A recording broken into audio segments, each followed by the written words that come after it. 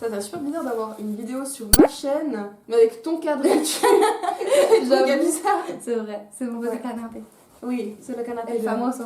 Hello tout le monde, j'espère que vous allez bien. Aujourd'hui, je suis chez une invitée hyper spéciale que vous connaissez certainement, Carolina de la Carologie. Merci beaucoup de m'avoir invitée chez toi. Donc on a fait une vidéo sur sa chaîne qui va certainement sortir après celle-là, mais je vous la mettrai en commentaire, non pas en commentaire, en description quand elle arrive. Et donc on a filmé une vidéo sur sa chaîne sur l'automutilation et sur mon histoire avec l'automutilation. Puis dans cette vidéo, on voulait parler un petit peu de toi, ton expérience avec l'automutilation. Et puis on voulait aussi comparer nos deux expériences parce qu'on a les deux été à l'hôpital, donc en hôpital psychiatrique en Suisse. Et puis toi, tu as eu un séjour qui était plutôt court, puis le mien était un peu plus long, et puis dans des endroits différents, dans des villes différentes. Puis donc on voulait voir les deux. Nos expériences. Ouais, exactement. Du coup, on les connaît pas. Enfin, moi, je sais Non. pas ton expérience à Ouais, l'hôpital. moi je connais pas la tienne, je connais pas la tienne plus que ça non plus. Ouais. Et puis comme ça peut vous donner un peu une idée de à quoi ça ressemble certains en tout cas hôpitaux psychiatriques en Suisse, comment ça se passe et puis à quoi il faut s'attendre. Ouais. Voilà. Est-ce que tu veux te présenter en 2 mots? Oui, alors du coup, je m'appelle Carolina, je suis étudiante là je vais rentrer en 3e année de sociaux, de bachelor de sociaux. Et du coup j'ai une chaîne YouTube depuis 5 ans dans laquelle je raconte globalement ma vie. Voilà, c'est un peu ça. Et dernièrement j'ai un peu plus abordé des thématiques autour de la santé mentale et de la souffrance psychique plus précisément. Et donc j'ai toute une playlist sur ma chaîne avec les vidéos qui abordent cette thématique-là. Du coup, tu vas faire partie de cette playlist avec la vidéo qu'on a fait tout à l'heure. Et bah voilà, genre j'étais tombée sur ton compte et puis ça me parlait parce que bah, j'ai commencé récemment à faire ça, à m'automutiler. Et que je ne l'avais pas fait pendant des années, alors que je cumulais des comportements autodestructeurs un peu à gauche à droite. Ça a été très occasionnel, ça m'est arrivé que 3 fois. Et du coup, genre vraiment ce que je peux te dire là-dessus, c'est par rapport à ces fois-là. Ouais. Mais évidemment qu'un récit, ce ne sera pas similaire au tien, par exemple, parce que bah, toi, ça a duré plusieurs années. Enfin, voilà. Mais ça reste quand même... Les deux restent importants à discuter aussi, puis je pense que c'est important parce que des fois, on a tendance à parler que des... en guillemets, situations plus graves. De nouveau, c'est difficile de toujours faire des hiérarchisations, mais souvent, quand une personne parle d'un sujet, c'est des expériences longues, etc. Alors qu'au final, il y a plein de gens qui se reconnaissent pas là-dedans, et puis qui, du coup, après, derrière, vont peut-être pas aller chercher de l'aide, ou vont pas... Oui, et puis j'ai envie de te dire, les expériences longues, elles commencent avec des expériences courtes, et c'est un peu pour ça que je veux aussi parler de ça, parce que moi, je suis un peu, genre, dans l'entre-deux, où je sais qu'il faut pas que je continue, parce que je risque, justement, de recommencer, et puis que ça devienne vraiment un truc extrêmement présent, et j'ai pas envie. Et d'un autre côté, la machine est déjà un peu lancée, et du coup, c'est un peu dur, tu vois, de se dire... oh là là, comment gérer la chose, tu vois, parce que bah, ça fonctionne comme une addiction, c'est un peu comme, je sais pas, tu commences une drogue, tu la prends 1, 2, 3 fois, puis tu sais que si tu continues, tu risques de devenir vraiment très accro, mais en même temps, t'en as déjà pris, du coup tu sais pas trop où t'en es, et c'est ça qui est compliqué, je trouve, à savoir comment stopper la machine, entre guillemets. Parce que moi j'ai très peur, en fait, de... Je me connais, je sais mon comportement et je sais que je suis propice à, tu vois.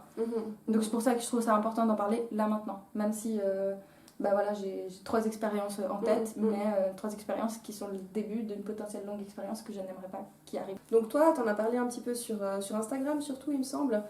Ça fait déjà quelques mois que t'es sous médicaments. Et puis il y a quoi, quelque chose, 1 mois, 2 mois, 3 mois. Là ça fait 2 mois. Ouais. J'étais en fin mai à l'hôpital. Ouais, d'accord. Et puis comment ça s'est arrivé? Comment est-ce que tu es arrivée à être hospitalisée? Bah, l'hospitalisation, c'est le même moment où j'ai commencé à me mutiler. Parce que, en fait, c'est tout con. Hein. J'avais déjà un peu la pulsion avant où, bah, justement, on parlait d'addiction tout à l'heure. Genre, j'ai un passé addictif avec des troubles du comportement alimentaire et le cannabis. Et en essayant d'arrêter ces comportements-là, j'ai ressenti comme un autre besoin de manifester mon mal-être ou de l'expulser ou voilà avec l'automutilation, et je sentais cette pulsion, je sentais que j'avais ce truc, et en même temps bah, j'avais pendant des mois j'étais en dépression pendant des mois, même si mon traitement faisait effet, je reviens d'assez loin je pense, et du coup j'avais vraiment je broyais vraiment des mauvaises pensées, j'ai fait une vidéo sur les pensées suicidaires et tout. Et au bout d'un moment, il y a eu un moment de crise intense où j'étais à ça de la tentative de suicide. Et j'ai fini par demander à aller aux urgences en fait, sur conseil de ma psy d'ailleurs, que j'ai eu au téléphone ce jour-là où j'ai fait ma crise. et j'avais encore cette pulsion en moi. En fait, c'est comme si, ok, d'accord, je veux peut-être pas mourir tout de suite maintenant, même si j'avais quand même un peu cette envie, mais il fallait que je trouve un moyen de me faire mal, quoi. Voilà. Et du coup, je suis arrivée à l'hôpital, aux urgences, en demandant à être hospitalisée, sauf qu'ils m'ont fait attendre littéralement 12 heures. Je comprends pas. Donc, t'es allée aux urgences, en guillemets, classiques. Aux urgences psy, il y a des urgences psychiatriques. Ouais. Il y a des urgences psychiatriques, et je suis arrivée à 23h le soir. Ouais. Et le lendemain, à 11h, j'étais encore là en train d'attendre. Et il y a genre 1 ou 2 médecins qui sont venus entre-temps pour prendre des nouvelles un peu. J'ai dû répéter genre 3 fois la même chose à 3 médecins différents. Ça m'a fait super chier parce que j'étais là, mais putain, vous avez pas un rapport, un truc, tu vois, genre je sais pas. Et puis ils t'ont fait attendre dans la salle d'attente. Ouais. Pendant 12 heures. Ouais. Bah, je suis restée là, il y avait un lit, je me suis endormie sur le lit. Enfin, tu sais, le lit. Ouais, les liens de consultation. Voilà, exactement. Et j'étais avec mon copain, heureusement, et puis après, à 11h du matin, comme je voyais que personne ne faisait rien, et que j'avais peur qu'on me renvoie chez moi, et que je savais que j'étais en danger pour moi, c'est là où j'ai laissé ma pulsion s'exprimer. C'était la première fois que ça t'arrivait de faire ça. Ouais, et je l'ai caché, parce qu'en fait, si tu veux, c'était un peu, c'est bête ce que je veux dire, mais c'était un peu ma carte joker. Genre, je me suis dit, déjà, pour moi, c'était une manière de faire un truc que je voulais faire depuis un moment, et dont je sentais la pulsion, dans un cadre sécure. Donc je me suis dit un peu peut-être inconsciemment, de toute façon si je meurs on va me sauver, enfin si je me fais un truc grave on peut me sauver. Peut-être ça je me le suis dit après avec du recul, hein. Sur le moment je réfléchissais juste à comment me faire mal. Et après je me suis dit bah si on me renvoie chez moi, je leur montre ce que j'ai fait et je les menace de faire d'autres devant eux. Mais j'étais arrivée à un stade de crise où genre, j'étais incontrôlable vraiment, même si j'avais passé 11 heures un peu au calme et tout, à l'intérieur j'étais quand même en train de bouillir, tu vois. Mais je trouve que c'est terrible que tu aies dû arriver à un point de désespoir à ce point-là où tu dis mais punaise ils vont pas me garder, ils vont pas m'écouter, il faut que je me fasse du mal pour qu'on m'écoute. Je dis c'est quand même horrible. Et pour finir j'ai même pas eu besoin entre guillemets, parce que même si je l'ai fait j'ai pas eu besoin de le montrer pour qu'on m'envoie à l'hôpital, parce que bah au bout de la 12e heure il y a quelqu'un qui est venu pour me dire bon vous allez être interné et tout, et je me sentais un peu conne du coup, parce que je me suis dit oh merde il y avait pas besoin de ça, mais en même temps ça m'avait quand même soulagée parce que ça faisait longtemps que j'avais besoin. Et après, je l'ai refait une deuxième fois, à l'hôpital, le premier soir. Et là, la troisième fois, c'était il n'y a pas longtemps, lors d'un moment de crise. Alors que globalement, ça allait bien, mais juste des fois, j'ai des pics comme ça où c'est un peu. Mais c'est vraiment un automatisme, quoi. Genre, c'est vraiment, je suis plus moi, j'ai l'impression, et tout d'un coup, j'agis comme une sorte de machine qui doit faire un truc. Ouais. Donc voilà. Et du coup, voilà, je suis restée à l'hôpital 3 nuits, donc 4 journées. Puis ça a été très salvateur pour moi d'aller là-bas. Je crois que j'en avais beaucoup besoin. Ouais.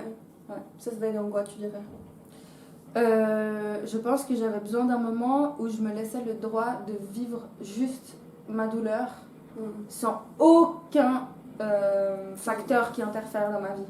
Genre juste j'étais à l'hôpital, j'étais dans ma chambre, j'étais là pour me soigner et rien d'autre. J'avais pas d'obligation chez moi, ni avec ma famille, ni avec mes amis, même pas mon chat, rien. J'étais juste là avec moi et il fallait que je me coupe un peu du... En fait, c'était vraiment ça, il fallait que je me coupe du monde et que... faire une pause et puis... en fait, vraiment que je puisse focaliser toute mon énergie sur moi. Et j'ai dormi.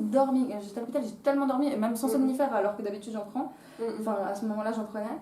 Et j'ai beaucoup dormi, je me suis juste reposée, flânée, glandée, genre j'ai juste été, mais j'ai chillé à mort et j'en avais trop besoin. Alors que en soi, ces derniers mois, j'ai pas fait grand chose. Déjà dans mes cours, je t'ai dit, j'avais très peu de cours. J'ai fait exprès du coup parce que j'étais en dépression, donc je me suis inscrite à très peu de cours ce semestre.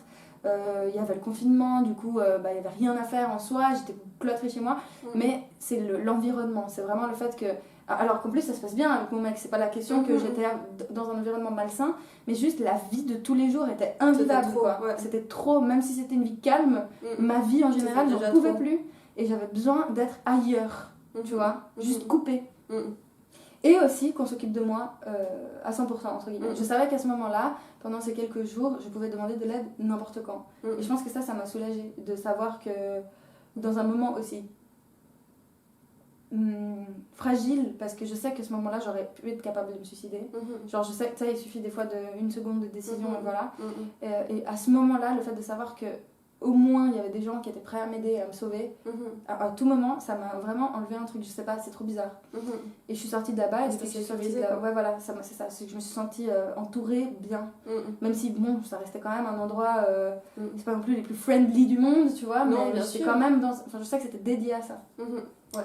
Donc, t'avais plus besoin de te cacher non plus, et puis tu t'effondrais un petit moment. Exactement, voilà. Et puis que c'était ok que je me mette à chialer à table, ou que j'ai pas envie de manger, que genre, tu vois, que j'étais vraiment genre zéro jugement, et en même temps, bon, ça reste quand même des humains qui sont là-bas, donc peut-être que t'as des fois des rapports un peu compliqués avec les gens, qu'ils soient infirmiers, médecins ou quoi, mais il y avait vraiment ce truc où ici, je suis là pour me prendre soin de moi, et du coup, j'ai pas besoin de filtrer ce que je ressens, ce que je dis, je peux juste laisser aller ma douleur, quoi, paf, tu vois, genre... Pas besoin de devoir la gérer, mais juste la laisser sortir un peu. Ouais. Donc c'est ça m'a fait grave du bien, en tout cas dans mon cas. Et là vraiment il y avait ce côté où j'ai soufflé quoi, tu vois, j'ai soufflé et puis je suis sortie de là-bas en ayant l'impression d'avoir laissé un truc. J'ai vraiment eu l'impression que, ok, ce séjour-là, j'ai purgé quelque chose, il y a quelque chose qui est sorti. Maintenant je retourne dans la vie, entre guillemets, la vie réelle, même si c'est la vie réelle aussi, l'hôpital psychiatrique bien sûr, mais t'as pas ta routine habituelle, t'as pas ton quotidien et tout. Et le fait de retourner dans ma vie normale, quoi, ça m'a donné une sorte de... Ouais, c'est un peu comme une mise à jour, tu vois. C'est bizarre, c'est tout ça là-bas et puis maintenant tu recommençais. Bah, d'un côté, il y a quand même des choses qui restent, mais j'ai quand même laissé pas mal de trucs là-bas, pendant même si c'était court, ça a quand même été efficace, je trouve. Parce que toi, alors une différence, si moi je fais juste un petit récap de comment moi je suis arrivée à l'hôpital, c'est que mes parents ont appris, ils m'ont emmenée chez le médecin généraliste où j'ai eu un suivi, une espèce de petit suivi pendant un mois.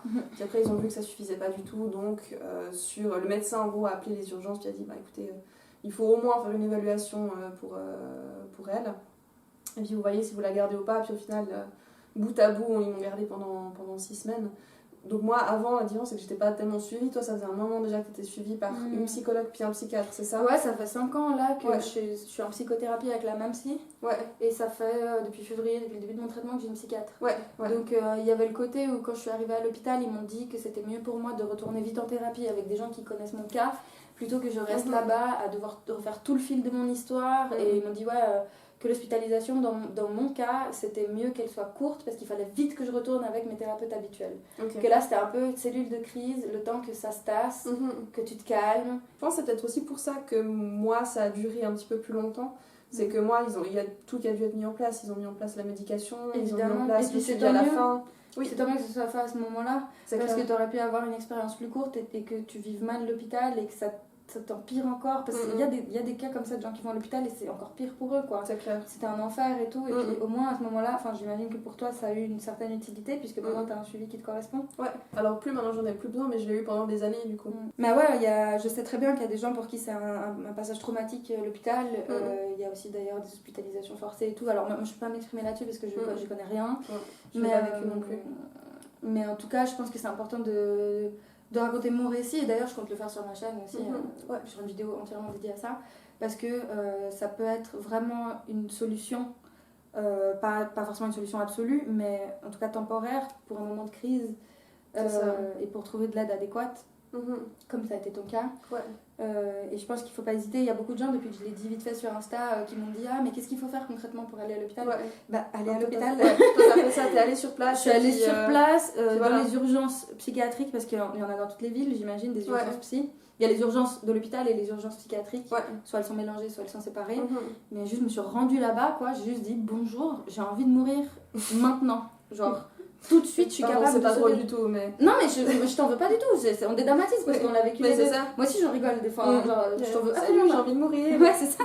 Mais c'est vraiment ça, quoi, genre, là, tout de suite, je suis capable de me jeter d'un pont, faites quelque chose, parce que je sais qu'il faut pas que je le fasse, mais j'en ai envie. Du coup, je vais dire, voilà, des fois, il faut prendre ton mal en patience, même dans les endroits où on est censé nous aider à 10 000%. Mais au final, quand on la reçoit, l'aide, ça peut être salvateur, vraiment. C'est clair. En fait, le passage à l'hôpital, ça te fait réaliser que ce que tu ressens, c'est bien réel, en fait. Et on est d'accord, il n'y a pas besoin d'aller à l'hôpital pour prendre les maladies et les troubles psy au sérieux. C'est clair. Ce que tu ressens est réel, point barre. Genre, si tu le ressens, tu le ressens. Faut aller te chercher midi à 14h. Mais c'est vrai que pour soi, le fait de faire ce passage à l'hôpital, ça permet aussi un peu de mettre les choses en place, à se dire, bon, maintenant je suis à l'hôpital, si je suis là, c'est bien parce qu'il y a eu un besoin, ce besoin existe, cette douleur existe, et même si j'en doute depuis des années, malgré le fait que je la ressente, là j'ai plus aucun doute parce que sinon on m'aurait pas foutu à l'hôpital, tu vois. C'est ça. Et on est d'accord, on peut ne pas nous foutre à l'hopital alors qu'on a besoin, on peut nous foutre à l'hopital alors qu'on en a pas besoin. Aussi. C'est ça que je... Aussi. Faut pas que tout d'un coup l'hospitalisation devienne un critère de ah oui, elle souffre vraiment parce qu'elle a déjà été à l'hôpital ou elle est vraiment malade ou il. Hein, non. Parce qu'il est à l'hôpital, mais en même temps, moi je l'ai vécu comme ça aussi. C'est vrai que tout d'un coup ça te concrétise le truc, puis tu peux plus. Tu peux plus fuir parce qu'il y a eu un événement concret. Bah, surtout si c'est toi qui as demandé à l'être et qu'on t'a hospitalisé, c'est compliqué. C'est ça. C'est que tu réalises vraiment. Moi, j'ai réalisé quand j'étais là-bas, ok, tout n'est pas qu'une invention. Faut que j'arrête de croire que c'est une invention. Ça fait des années que je struggle avec des conneries là. J'en ai marre. Et bon, maintenant je suis à l'hôpital. C'est un peu comme si. Je pense que je l'ai vu un peu comme l'aboutissement d'un chemin thérapeutique, même si mon chemin thérapeutique n'est pas terminé. Et à nouveau, c'est que dans mon échelle dans ma perception. Il n'y a rien d'absolu dans ce que je dis. Il ne faut pas aller jusqu'à l'hôpital pour se dire « Ah d'accord, j'ai atteint le dernier niveau de la thérapie. » C'est pas ça que je veux dire vraiment, mais juste moi, dans mon histoire, il y a eu une gradation en fait dans la prise en charge de ma personne.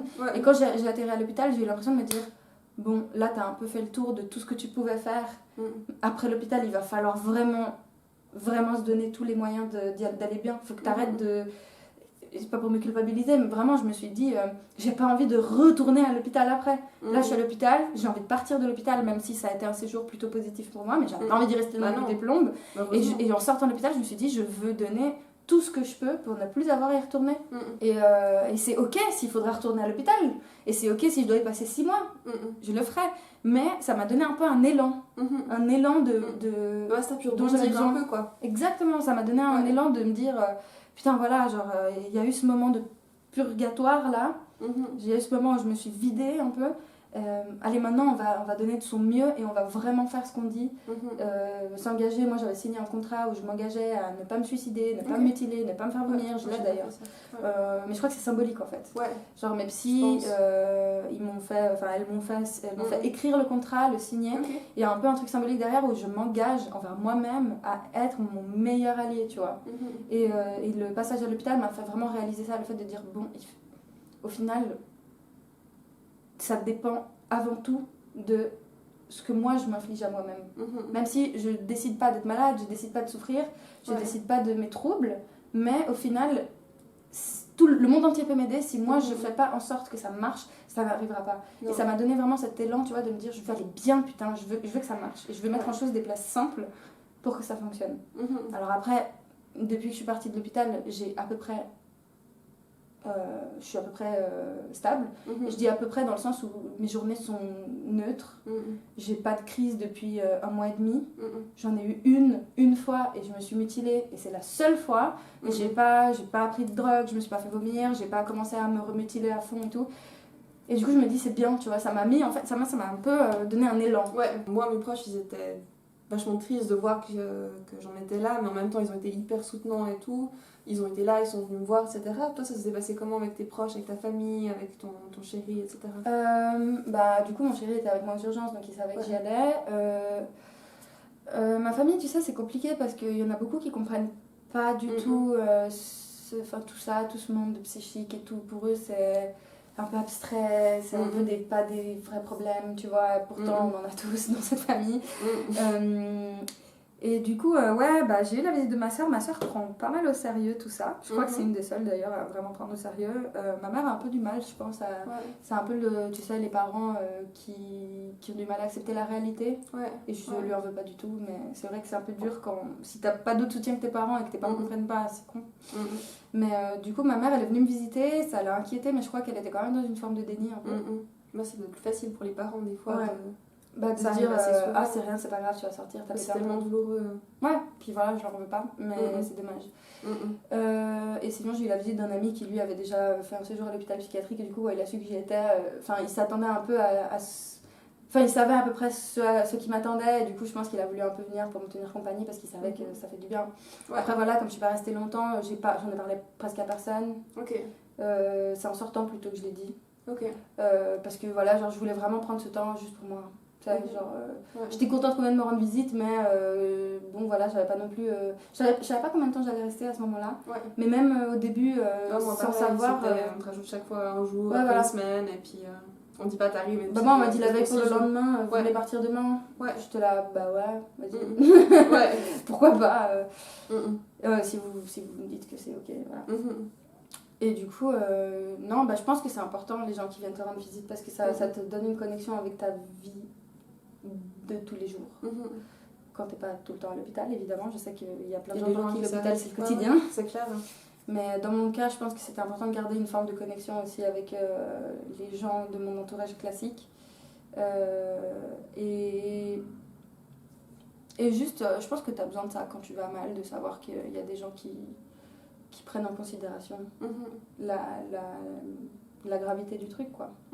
Imagine, tu fais un accident de voiture, personne vient te voir, c'est comme si t'étais rien arrivé. Et tout. Tu sais, genre, il n'y a rien de plus humain, genre, on est des animaux sociaux, on a besoin de liens. C'est clair. Puis on a besoin de voir que les autres nous apprécient aussi, c'est con on va dire, mais on a besoin de s'aimer de nous, puis on a besoin de voir que les autres nous aiment. Puis c'est dur à admettre, mais c'est vrai que quand on se mutile, quand on se fait du mal, quand on fait une tentative de suicide et tout, il peut très bien y avoir la dimension où on a besoin d'être remarqué, mais il n'y a rien de mal à ça. Enfin, genre, évidemment qu'on va être remarqué par les gens qu'on aime parce qu'on a besoin d'eux, et malheureusement, des fois, on passe par des situations difficiles, et puis... mais voilà, si on ne trouve pas d'autres moyens de demander l'aide dont on a besoin, on fait comme ça et voilà. C'est ça. Ce qui évidemment n'est pas la meilleure des solutions, mais ça reste une manière de s'exprimer. Des fois, on n'a pas tellement d'autres solutions. Oui, puis ça sert à rien de culpabiliser les gens en leur disant tu fais ça sans raison. Non, bien sûr qu'il y a une raison. Même si la raison paraît stupide. Il y en a de toute façon une, c'est pas comme ça que l'humain il marche. On fait pas les choses sans raison. Même si on peut ne pas la comprendre soi-même, ou même si on peut ne pas réussir à l'exprimer. Il y a forcément un truc qui te motive. Il y a forcément quelque chose. Mais c'est bien possible, par contre, moi ça m'est souvent arrivé que tu puisses pas l'expliquer à l'autre, que tu sois pas assez au clair avec toi-même pour pouvoir l'expliquer à l'autre. Ouais, et puis je pense que c'est pas le plus important forcément, en tout cas c'est pas le rôle des proches de chercher à comprendre le pourquoi du comment du mécanisme, ça c'est le travail des professionnels et des thérapeutes. Après ça peut être très utile que les proches se penchent là-dessus. Mais c'est vrai que moi, genre, un des premiers trucs que j'ai dit dans la vidéo sur les pensées suicidaires, c'est que je disais aux gens arrêtez de nous demander des explications rationnelles, nous-mêmes on sait pas. Et justement, il y a des gens formés pour comprendre qu'est-ce qui nous pousse à avoir ces mécanismes. Et puis il faut un savoir, il faut des années de formation et tout, et puis on n'est malheureusement pas tous aptes à déjà comprendre les raisons, et avant même de les comprendre, de savoir lesquelles elles sont. Moi j'ai lâché l'affaire à essayer d'expliquer pourquoi. Je me rends compte qu'en fait, c'est pas ce qui importe le plus pour mes proches. Ce qui importe le plus pour mes proches, c'est vraiment qu'ils soient un soutien quand j'en ai besoin, qu'ils me donnent l'amour dont j'ai besoin, que je leur rende, et d'être à l'écoute. C'est juste ça. Moi, avec mon copain, je parle beaucoup, et je sais que la plupart du temps, il ne me demande pas forcément à comprendre des choses, mais juste le fait qu'il écoute et qu'il soit présent, ça suffit. Et après, il y a quand même quelqu'un qui m'a fait une remarque un peu merdique en mode ouais, mais vous avez un copain, il va pas trouver ça moche. Et j'étais là, mais what's the fucking rapport? Pourquoi tu parles de mon mec? Genre, ça fait mal, hein? Genre, tu sais, ça m'a fait un peu culpabiliser. Je me suis dit, mais connasse, pourquoi tu me fais penser à mon mec là? Genre, je pense à moi en fait. En plus, c'est hyper déplacé. Et en plus, elle dit devant tout le monde comme ça, genre, mais vous pensez à votre copain? Il va pas trouver ça laid? Ouais, ça m'a un peu heurtée. Mais franchement, mis à part ça, il n'y a pas grand chose d'autre qui a été dit. J'avoue, on m'a fait quand même comprendre que j'étais pas dans l'unité adéquate pour moi. Parce que, en fait, comme c'était le Covid, il y avait... les unités étaient un peu genre. C'était un peu une anarchie unitaire. Les unités étaient un peu mélangées. Parce qu'il n'y avait pas de place où je devais aller normalement. Tu sais, il y a plein d'unités spécialisées. Et du coup, on m'a mis dans une unité où il y avait de la place, mais c'était pas du tout adapté à mon cas. Et c'était peut-être pas la configuration idéale. Après, voilà, situation de Covid, on fait comme on peut. J'ai fait d'autres vidéos moi sur mon expérience, si vous voulez en savoir un petit peu plus. J'en ai fait une il n'y a pas super longtemps, elle est en anglais, mais je pense qu'il y a des sous-titres en français dessus qui sont trouvables. Donc si jamais vous voulez savoir un peu plus sur mon expérience, vous pouvez aller voir ma vidéo. Mais je pense que tout ce qu'on peut dire en tout cas, c'est que dans nos deux situations au final, même s'il y a eu des situations douloureuses, c'était quand même au final positif d'être hospitalisé, même si c'était peut-être douloureux à certains moments. Ouais, et puis si on en ressent le besoin, faut pas hésiter à juste au moins essayer de voir si ça marche pour nous, parce que peut-être que ça va pas être une bonne solution, et c'est pas grave, tu peux partir et voilà. Mais enfin, dans la mesure où c'est pas contraint, bien évidemment, mais si tu demandes à être hospitalisé, que c'est le cas, et puis qu'au final t'as envie de partir, a priori on va pas t'en empêcher. Moi je sais que j'aurais pu demander non, demain je me casse, laissez-moi tranquille quoi. À mon avis, si tu ressens le besoin et l'envie d'être pris en charge de cette manière-là, faut pas chercher midi à 14h. Si tu le ressens, faut y aller quoi. Genre, moi je sais que maintenant j'ai plus aucun doute sur le fait que si je me sens en détresse à nouveau comme je l'ai été, je vais pas y réfléchir à deux fois, j'irai mais sans hésiter quoi. Faut pas, on a cette fâcheuse tendance à vouloir attendre d'être vraiment dans une situation genre irrécupérable pour se dire qu'on est légitime à y aller. La preuve, moi, quand je suis allée aux urgences, j'ai commencé à me mutiler le pied. Je me disais qu'en gros, si j'avais pas ça, ils allaient pas m'envoyer à l'hôpital et j'ai même pas eu besoin de le montrer, quoi. Donc au final, c'est bien que genre, j'avais une croyance, moi, de me dire putain, ça se voit pas que je vais assez mal, il faut que je montre encore plus, tu vois. Et puis au final, j'ai même pas eu besoin de le montrer. Après, quand je suis arrivée à l'hôpital, ils ont vu. Si ça intéresse quelqu'un d'avoir un récit plus détaillé, je pense que j'en ferai sur ma chaîne directement. Vraiment, je vais donner plus de détails. Ouais, où je vais parler peut-être plus du processus chronologiquement parlant. Et puis voilà. Puis il faut aller voir la vidéo qu'on a faite sur ma chaîne. Oui, on a fait une vidéo sur la chaîne de Carolina. Qui est plus introductive du coup, parce que si tu connais sa chaîne déjà, moins besoin d'une introduction. Merci beaucoup Carolina d'avoir accepté d'être sur la vidéo et puis de m'avoir accepté dans ton cadre chez toi. Ça va faire super bizarre qu'il y ait une vidéo de moi sur ma chaîne mais dans ton cadre. Mais merci beaucoup, puis allez voir sa chaîne, allez voir la vidéo qu'on a faite chez elle. Elle parle beaucoup ces temps de santé mentale, de cannabis, de troubles alimentaires, de dépression, etc.